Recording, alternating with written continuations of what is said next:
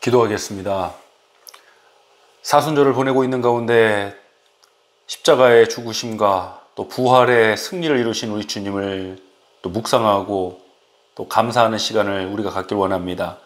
하나님 아버지, 오늘도 주어지는 말씀을 통해서 하나님의 은혜와 사랑을 깊고 넓고 크게 알아가게 하여 주옵시고, 또 우리 삶의 현장에서 그 사랑을 전하는 주님의 도구와 통로로서 우리 모두 쓰임받게 하여 주옵소서. 예수 그리스도의 이름으로 기도드립니다. 아멘. 우리 하나님 말씀 보겠습니다. 구약성경 전도서 7장 29절 한 절만 합독하겠습니다. 내가 깨달은 것은 오직 이것이라. 곧 하나님은 사람을 정직하게 지으셨으나 사람이 많은 꾀들을 낸 것이니라. 아멘. 전도서 7장 29절을 본문으로 하나님은 사람을 정직하게 만드셨다. 하나님은 사람을 정직하게 만드셨다 라는 제목으로 하나님 말씀 은혜 나누겠습니다. 과거 학창시절에 저 윤리 시간에 배웠던 것 중에 하나가 성선설, 성악설, 성무선악설이란 걸 배웠습니다. 유교에서 하는 얘기인데요. 맹자나 순자 같은 선생이 했던 말인데, 인간의 본성에 관한 이야기입니다. 인간의 본성이 본래 선하게 태어났느냐, 아니면 본래 악하냐, 아니면 이것도 저것도 아닌 상태이냐, 이것이 바로 성선설, 성악설, 성무선악설입니다. 분명한 사실은 모든 인간은 죄 가운데서 살아가고 있고 우리 모두 문제가 있다는 겁니다. 그 증거가 뭐냐? 사망이 그 증거입니다. 우리 인간을 창조하신 분은 하나님이세요. 인간의 창조의 본성에 대해서 간략하지만 잘 말씀해주는 구절이 있는데, 바로 오늘 본문 전도서 7장 29절입니다. 인간 창조의 모습은 우리 성도님 창세기를 통해서 잘 아실 겁니다. 하나님께서 흑으로 빚으시고 어떤 물질적인 거죠. 그런데 그 코에 생기, 푸뉴마, 생기를 넣으셔서 생명이 되게 했어요. 그게 인간이란 존재. 인간은 단순히 물질적인 존재만이 아니에요. 어떤 화학 구조물이 아니에요. 진화적인 어떤 물질이 진화하고 세포가 진화하고 그러한 존재가 아니에요. 인간은 영적인 존재, 생기가 있고요, 생령이 된 존재. 그래서 영혼이 살아나야 되고, 또 함께 이 육체가 또 다시 부활하는 그러한 복합적인 좀 전인적인 그러한 구원관, 인간관을 우리가 가지고 있어야 된다고 생각합니다. 자, 우리 본문 29절 말씀을 다시 한번 합독하겠습니다. 내가 깨달은 것은 오직 이것이라. 곧 하나님은 사람을 정직하게 지으셨으나 사람이 많은 꾀들을 낸 것이니라. 아멘.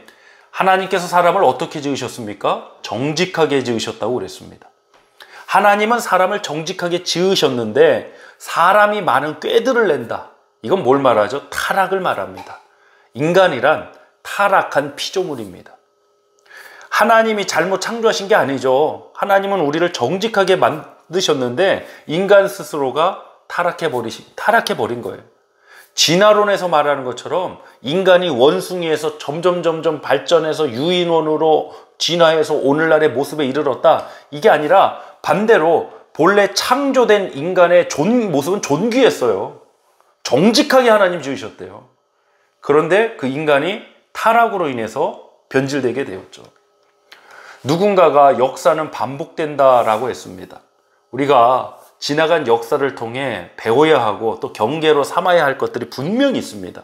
성경에도 그래서 지나간 역사와 지나간 믿음의 사람들의 이야기, 하나님과의 만남의 이야기가 쓰여진 것입니다. 인류 최초의 심판 사건이 있었고, 또 궁극적으로는 최종 마지막 심판이 분명히 다가올 것입니다. 최초의 심판은 노아 시대에 있었죠. 홍수 심판이었습니다. 오늘 본문 말씀을 통해서 보면 하나님께서는 사람을 분명히 정직하게 창조하셨어요.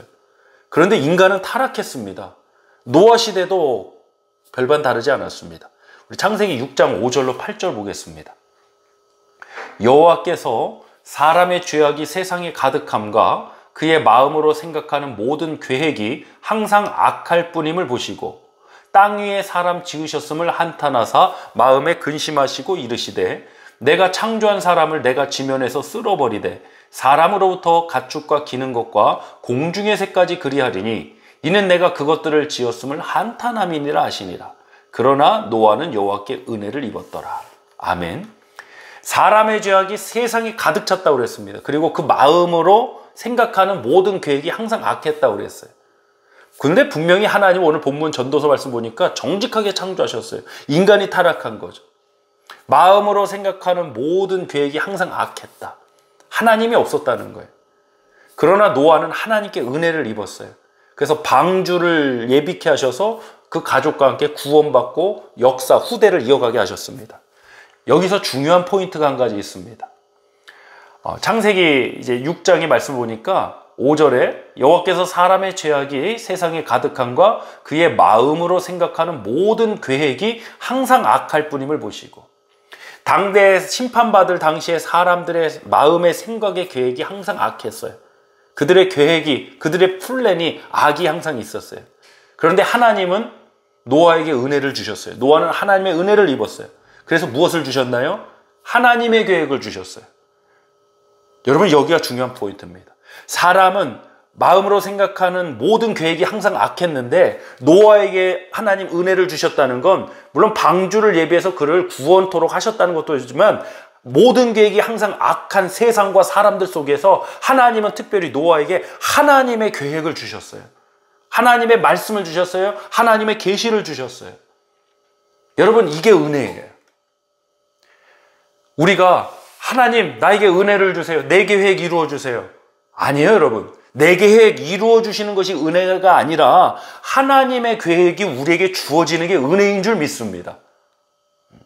하나님의 계획, 구속의 역사, 구속사 가운데 예수 그리스도가 오셨고 그 예수 그리스도 독생자의 생명을 우리를 위해 주셨어요.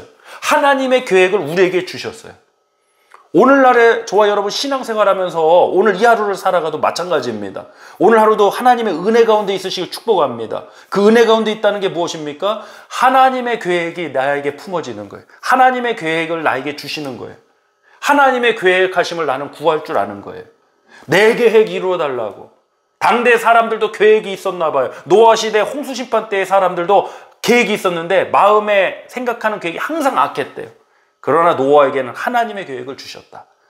우리 엎드린 교회 공동체에 하나님의 계획을 주신 줄 믿습니다. 우리 가정에, 우리 성도님들 삶에 하나님의 계획을 주신 줄 믿습니다. 우리가 그것을 비전이고 사명으로 어떻게 불러도 꿈이라 불러도 좋습니다. 여러분, 오늘도 하나님이 우리에게 주신 그 계획을 따라서 하나님의 뜻이 성취되길 기도하며 나아가는 복된 하루 되시길 주며 축복합니다. 합심해서 기도하겠습니다. 하나님 아버지 감사합니다. 주님의 계획을 우리에게 주신 귀한 은혜 감사드립니다.